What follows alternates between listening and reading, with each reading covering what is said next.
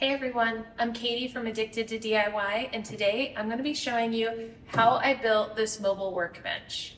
So I've partnered with my friends from Craig to build you this workbench, and I'm going to be using their brand new line of Ionic Drive cordless tools. I'm also going to be doing something a little bit different.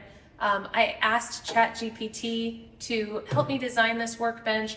I added a few prompts about sizing and kind of a few elements that I wanted it to have, and then it created a picture for me, and I feel like I got it pretty close to what ChatGPT designed.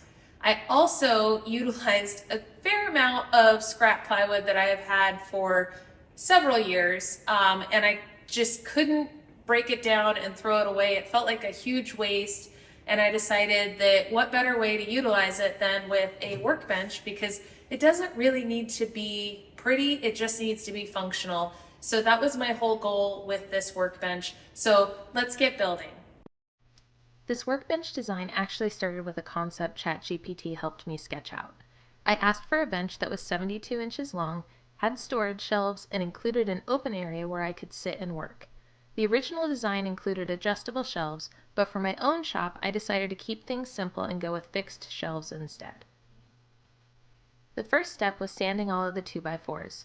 I found it's much faster to sand them before cutting rather than trying to sand a bunch of smaller pieces later on.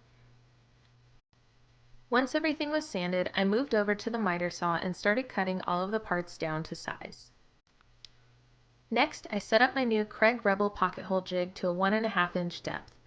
One thing I really love about this new Ionic Drive 20-volt line of tools is that it's so easy to swap the battery between tools and jump right back into the build without missing a beat. I drilled pocket holes into both ends of the stretchers and also added pocket holes along their length so I could attach the workbench top later on.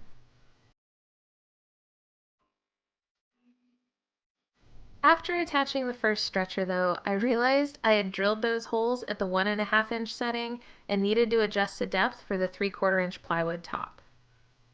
I made the adjustment, drilled a few more holes, and kept moving.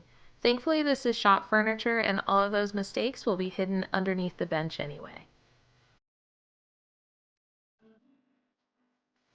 With that sorted out, I went back and drilled pocket holes in the rest of the frame pieces. Once all of the pocket holes were done, I started assembling the frame. I began with the top using wood glue and 2.5 inch pocket screws. And if you're interested in building this workbench yourself, I've made the printable plans available and linked them in the description below. The plans include all of the dimensions, cut lists, and assembly details you'll need to follow along and build your own version. Be sure to check the description for the link, and if you have any questions along the way, feel free to drop them in the comments.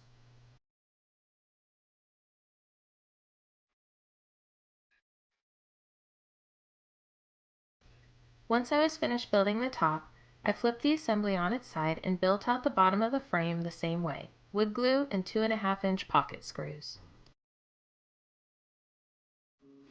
I'd love to say the next step was intentional and meant to show off the versatility of the Craig Rebel, but it was definitely another oops moment. I realized I had installed one of the top stretchers with the pocket holes facing the wrong direction. And of course, it was the same stretcher I had already drilled at the wrong depth earlier. So yes, it now has a third set of holes. Luckily, the Rebel made fixing that quick and painless. Moving on, I added the divider studs to separate the shelving area from the open seating space. I measured 24 inches from one end, set the dividers there, and secured them with 2.5 inch pocket screws. While the bench was still up on the table, I also went ahead and installed the 2-inch locking casters. To support the upper shelf, I needed some horizontal studs, so I cut those to size and installed them next. I used a 13-inch scrap piece of 2x4 as a spacer block to make sure everything stayed level and consistent on both sides. As you can see, I have a pretty healthy pile of scrap plywood in the shop. One piece in particular was a large 4x6 foot sheet of red oak plywood that's been sitting there for probably over 2 years. I honestly couldn't even believe it was still perfectly flat, so I decided to use it for the workbench top and one of the shelves. I searched around and I didn't have another red oak piece large enough for the upper shelf, but I did find a piece of birch plywood that was just barely wide enough, so that worked perfectly. I used my Craig 20-volt track saw to cut the red oak plywood in half, which gave me the workbench top. Then I trimmed the remaining piece down to size for the lower shelf. I really love how easy this saw is to use, and not having to worry about cords getting in the way is a huge bonus. Since the shelves needed to fit around the legs and center supports, I used my Craig Multi-Mark to measure and mark where all of the notches needed to be cut. I cut those notches using the new Craig 20-volt jigsaw. The built-in dust blower made it really easy to follow my lines. And yes, sorry about the shaky camera here. I didn't think about it at the time, but setting my tripod on the same piece of plywood I was cutting probably wasn't my best idea. Installing the shelves was a bit tricky, but with some patience, both of them dropped into place perfectly. I originally planned to fasten them down, but once they were in, it was pretty clear they weren't going anywhere, so I just left them in place as they were. For the top, I clamped it in place with a 1-inch overhang on all sides and secured it using 1¼ pocket screws from underneath. The side I chose for the top had some sun fading, so I spent a little extra time with my Craig 20-volt sander to even out the color as much as possible and smooth all of the plywood edges.